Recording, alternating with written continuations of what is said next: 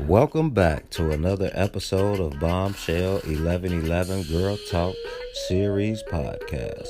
Bombshell 1111 is a platform created to teach ways to nourish the mind, body, and soul.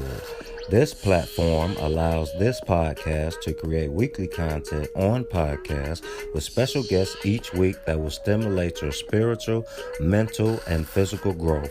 The podcasts are played on social media platforms such as Spotify, YouTube, Anchor Radio Station, Apple Podcasts, and more. This station has been created to allow us to interact with each other to share knowledge, wisdom, understanding, and light. So without further ado, please help me welcome your host and founder of Bombshell 1111 Girl Talk Series, Kia.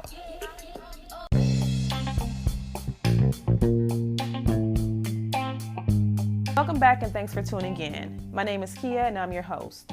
Tonight's special guest is King Rick, the general and leader of the original Black Panthers located in Milwaukee, Wisconsin. King Rick has spoken at universities, colleges, and high school.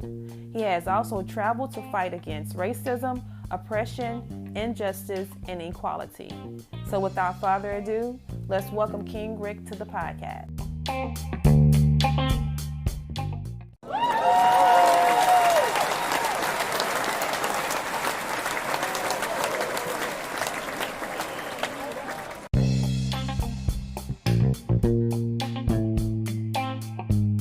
Welcome back, everybody. Tonight, again, we have another special guest on Bombshell 1111 podcast. I'm very honored and very appreciative to have someone very special out of the Milwaukee area by the name of King Rick. I'm going to let him do a formal introduction as I've already done one at the beginning of the podcast. So, welcome King Rick to Bombshell 1111. Well, thank you, Queen. What's up, Black America? My name is King Rick.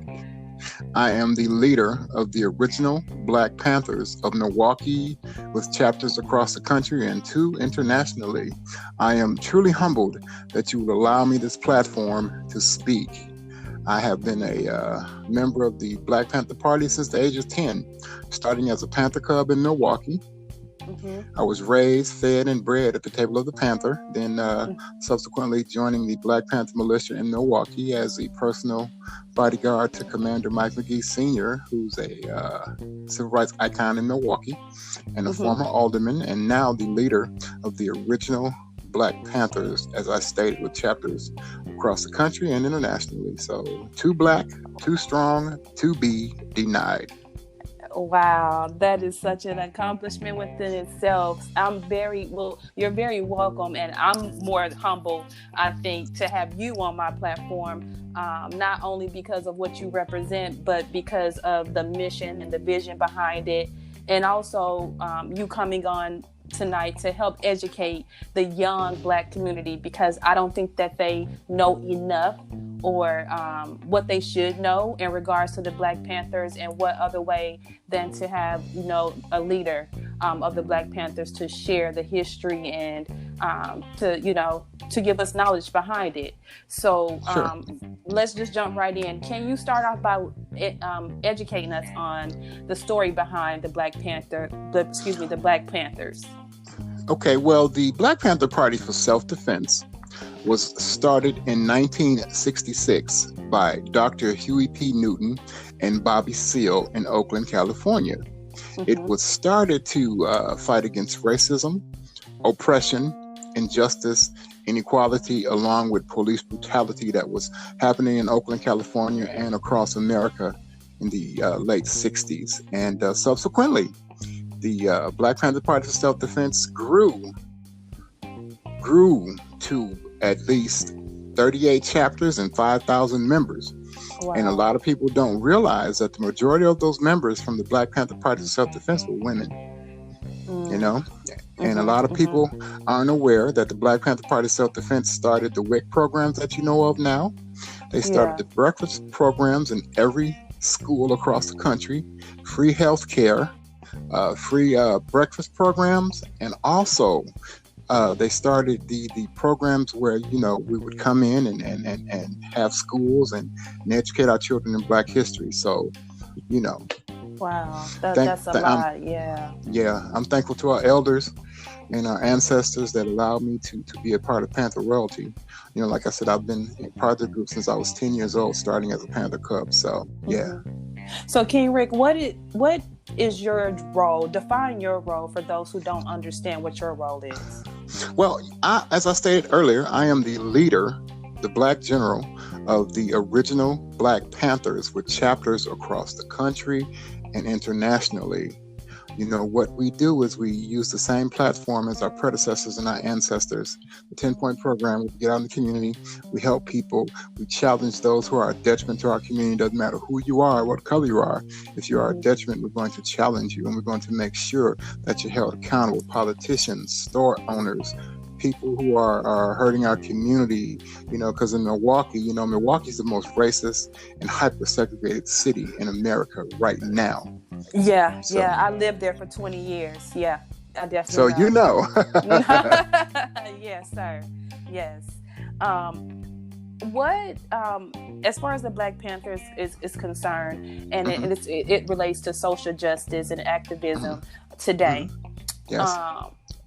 How does that work with the Black Panthers, as it relates to historically the revolution movements and things of that nature? Well, it relates to us because, we're the front line. We are the vanguards and protectors of our community. There's the original Black Panthers and there's other Panther chapters out there that fight basically for the same thing. We like to educate our people. We like to keep our people informed, but most definitely we like to provide and protect for our community, because that's where it's at. If we don't protect our community, who else will?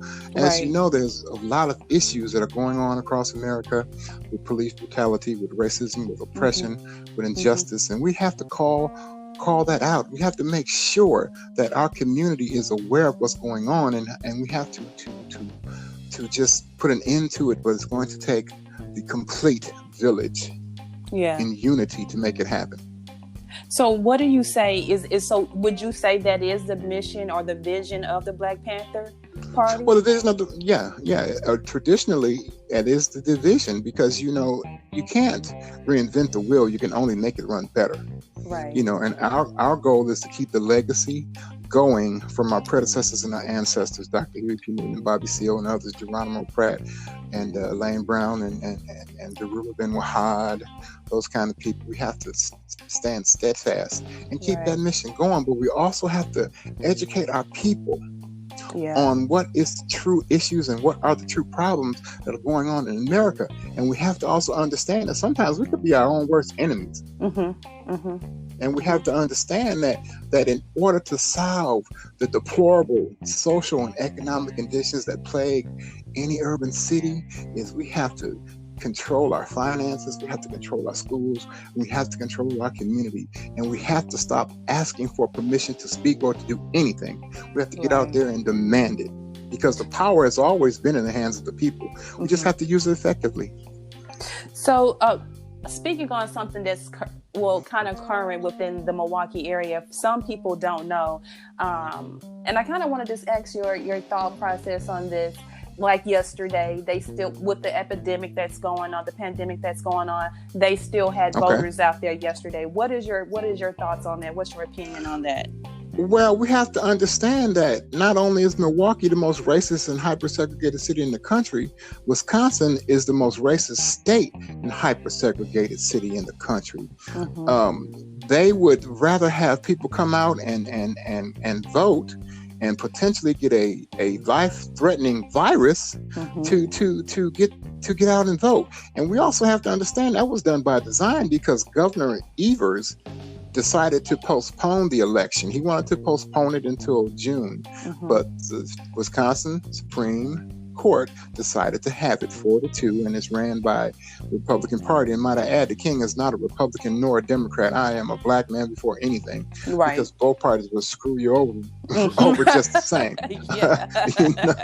So we have to understand that in Wisconsin, this is voter oppression, and we had in the city of Milwaukee, we had only 5 polls open for voting, and thousands of people came out to vote. And out of those thousands of people, some had on masks, some didn't have on masks. And as we noted, the coronavirus pandemic is out there. You can have it and transmit it to 10 other people, right? Not even knowing you have it, and those 10 people can transmit it to 10 people. Yeah. So why would we bring people out to vote, knowing that this could potentially kill them? Yeah, that's what it's about. Yeah, I didn't understand that on yesterday as well, and I wanted to just see what your thoughts were on that. And you know, speaking of, I do have some other things that I want to discuss with you, but as again, I stated I lived in Milwaukee for 20 years, and in the past, and so like I have a lot of roots still there. What are your thoughts on, you know, in the beginning of the year when there were so many murders happening there in Milwaukee? Did you guys do anything within the community in reference to that when there were so many car accidents happening and, you know? Yeah. Yes, we did. A lot of people don't know, but the original Black Panthers, we patrol our community on a weekly basis. We're in every community. We're out here. We're patrolling. We're making sure the community is safe. We're talking to our young people. We're out here telling them there are better ways to handle this. And it's not only the young people that are committing these acts. It's other people too. You know. But you have to understand, with Milwaukee being the number one city, the worst city to raise a Black family and a Black child, one of the worst school systems in the country. You have high rates of unemployment. You have Milwaukee being the most racist and hyper-segregated city. And not only that, you have $6 billion worth of infrastructure in downtown Milwaukee with crumbs given to the Black community, and nobody seems to care. So what that does is that breeds chaos, carnage, mayhem, violence, and murder. And until we come up with a comprehensive economic development plan and put it into place in Milwaukee, it's going to get worse. Those are the things that we as people in Milwaukee need to do. We need to make sure that we hold our elected officials accountable. Not only them, but if Pookie and Ray Ray are shooting up the community, we need to hold Pookie and Ray Ray accountable too. Yeah. It starts within the community. So you're absolutely correct. Yes, it does. It starts with us. Yeah. So we need to get out there and talk to our people. And a lot of people don't know that the original Black Panthers were responsible for a high-profile murderer who murdered a mother of 5 children. We were responsible for him turning himself in. Wow. So we do patrol the community. We get out in the community. We're visible. We're the most active group in the state of Wisconsin. And we have chapters across the country. You know, people hate to see us coming, and we will disrupt meetings. We have disrupted the Common Council. We have disrupted the mayor. You know, the Democratic National Convention is supposed to come here. We disrupted their meetings just to let people know Milwaukee's a great fake on a great lake. Don't come here thinking that it's all just flowers and really nice. No, it's not. Yeah. It's not. Milwaukee's the most oppressive and racist city in America, and it needs to be told. And a lot of people don't know, you know, we have a up and coming docuseries called The Original Black Panthers of Milwaukee, No Justice, No Peace, that we're filming. Okay. So, you know, due to the coronavirus, we had to halt the filming, but once it's done, we'll be back out there, Queen. Yeah, and I know you do have some snippets on YouTube, and at the end of this podcast, I would like for you to be able to share where they can check all these things out so they can follow you guys, so they can continue to observe this knowledge. And you are absolutely correct, King Rick, with the segregation, because it's even set up like that to where how you live in Milwaukee. The north side is predominantly Black. The south side is Caucasian. Across the bridge, there's a Hispanic population. So, yeah, you know, it is. It's very much set up like that. And a lot of people don't know, Queen, in the state of Wisconsin, the whole state of Wisconsin, 80% of African Americans live in a 5-mile radius. 80%. Yeah. And that is in the city of Milwaukee. I can believe That's segregation at its best. At its best. I can believe it. And you know, it's so crazy because when I first moved there from Mississippi, and I moved to the north side, of course, the east side was more so for the hippies and things of that nature. It was just so crazy. It was something that I just wasn't used to doing. And they would always say, well, you go across the bridge, you're going to Latina land. because that's where all the Hispanic population lives at. Very few blacks live. So yeah, it's very segregated there, and I'm sure it's still like that now. I mean, you're saying that it's like that now, even worse. It's like that now. Right, it's even worse now. Yeah, and you just touched on some things that you guys do within the community, and I know you say you guys are very, very active. I follow you guys on social media, and I was looking, and you guys just most recently did a lot of things for the community in reference to the corona epidemic. Can you share some of the things that you guys have been doing with the community? Well, just recently we have been feeding the community. We have been making food baskets for the community and delivering them. We just completed that this weekend. We gave away over 50 bags of food, and that was a weekend. And this week we have been going to homes. We've been getting calls, inundated with calls saying, "I need food. Can you help us?" We're not going to turn anybody down, even if we have to come out of our own pockets. But thank the ancestors that people have been donating to help with this. And we're just out here, and what we do, we have many community events too, Queen, that's been going on for the last 5 years, if I may speak about them. Yes, please. Okay, we have our annual Mother's Day event. It's our fifth. For 5 years we've been doing this. It's called the Cynthia Gentry Mother's Day Extravaganza. What we do is we take 5 mothers who have lost children to violence in Milwaukee. We give them a complete makeover of hair, nails, and clothing, and we treat them to a 5-star dinner. Oh, wow. Been doing that for the last 5 years. And then in the summertime, in June, we have our annual Black Panther neighborhood cleanup. We take 50 children. We give them a Panther t-shirt, we give them a bag, some gloves, and we clean up a major neighborhood. And afterwards, we give them barbecue and $20 each. And that's been quite successful. Showing we give back to the community. And then in August, what we do is before school starts, we take 50 children. We give them a brand new book bag filled with school supplies and brand new athletic shoes. Every year we've been doing that, and then in August, I'm sorry, not in August, but in November, we take approximately 80 to 100 children each and give them a brand new coat, hat, scarves, gloves, and we give their families and the communities turkeys, And then at the end of the year for Kwanzaa, every Kwanzaa, what we do is we take children who have lost parents to violence, and we give them $200 to go shopping with a Panther. And that's the 28th of December, which is part of Kwanzaa, which is Ujima, collective working responsibility. So those are some of the things we do. Not to mention that we're always out in the community too, being seen with our patrols and everything. So yeah, we're pretty active. Oh, wow. Yeah, you're very active, I would say. I didn't even know you guys did all of that. I knew you guys did a lot of things within the community, but I didn't know that. Yeah, that's awesome. I think that's beyond awesome. So I just wish that more people would be more educated on it. So hopefully tonight you're sharing this knowledge and people will be more engaged and, support the Black Panthers mission and the vision more than what they do, especially the young population, so they can see the importance and the vision that the organization has. Oh yeah, most definitely. Like I said, we even do ACT and SAT along with homework tutoring. We do that, and I have even paid a year college tuition for one of my former students because I'm a former educator. I retired young. I was a French teacher and an administrator. Oh, wow. Okay. High school basketball coach. Yeah. So, I retired young to get out in the community and make sure that I made a difference. And it's not about me. It's about the community, because our mantra is a complete village is our family. If our brothers and sisters are hungry, then so are we.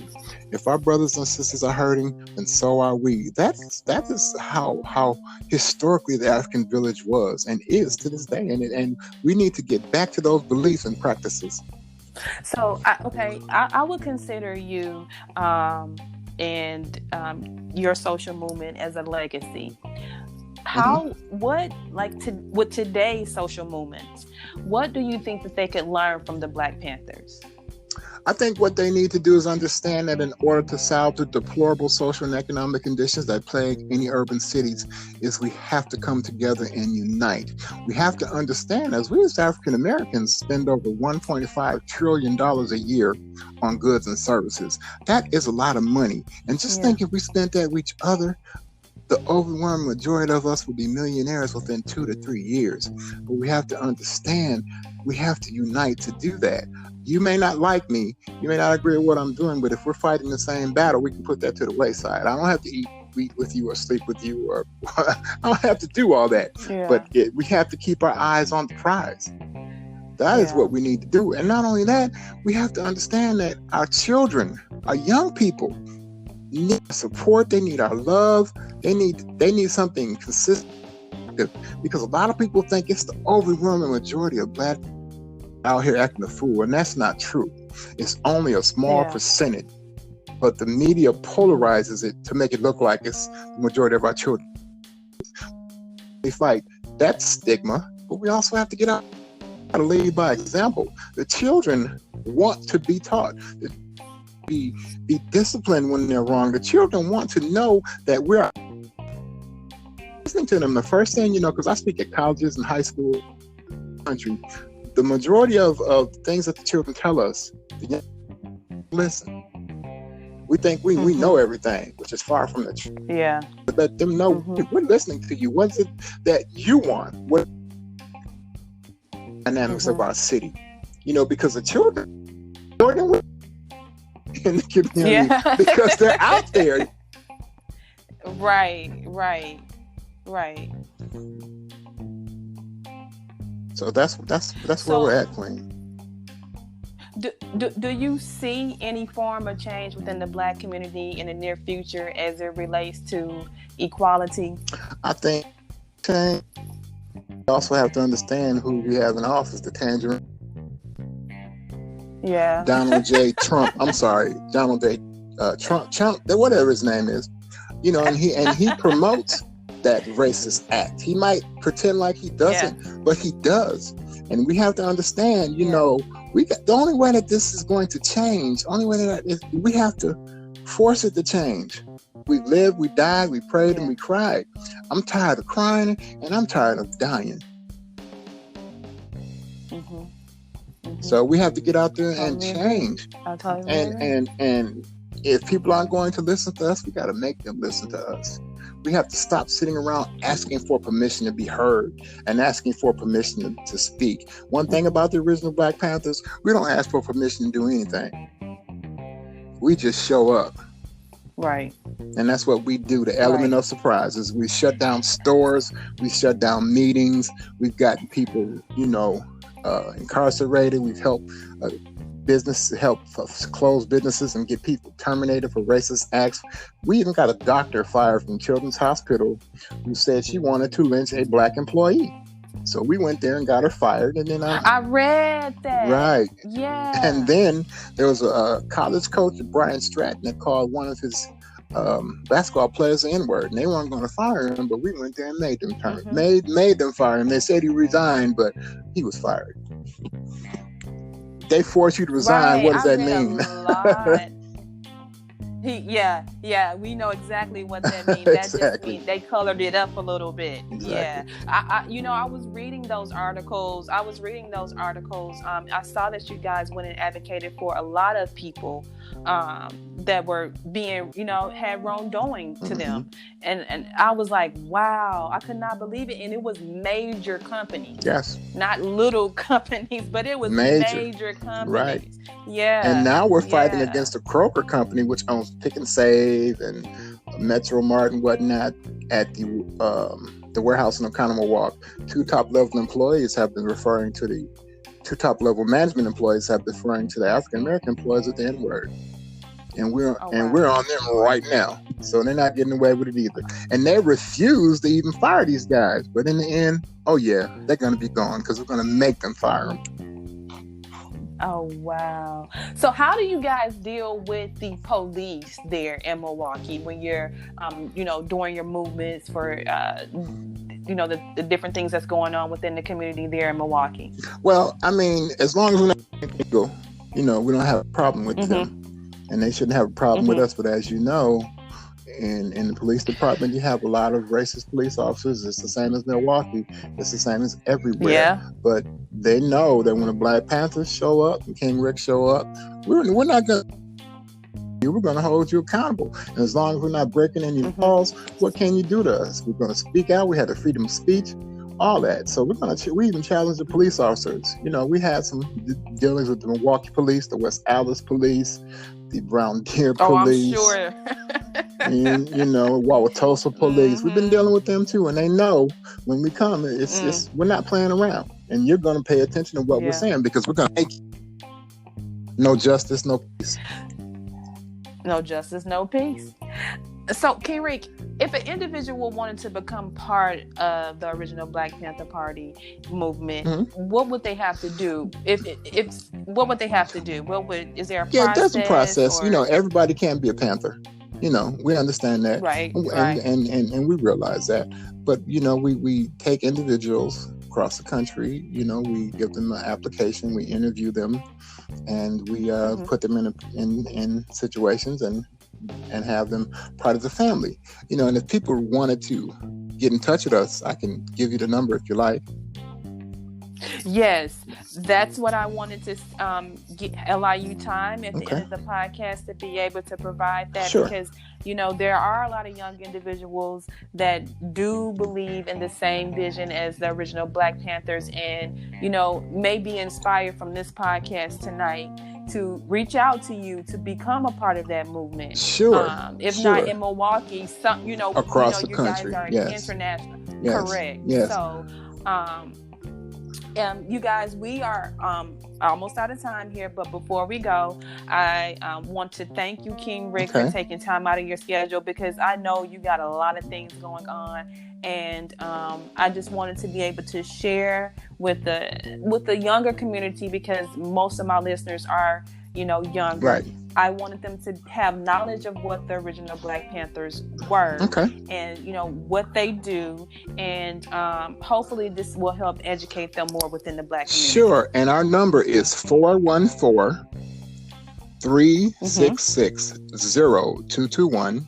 Once again, that number is 414-366-0221, and we also have a Facebook page, and that page is the Original Black Panthers of Milwaukee.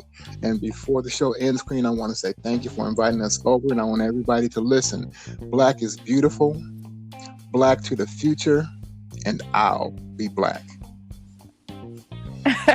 You are very, very welcome. And you guys, with that being said, thanks so much for tuning in. And always remember, you are a bomb within your own shell. Peace, love, and light. Good night, you guys. Until next time. If you enjoyed this podcast, please make sure you subscribe so you're notified when a new episode is posted. Rate, review, and share this podcast with your family and friends. Thanks so much for listening, and I hope you're leaving with some valuable information that can help you on your personal journey.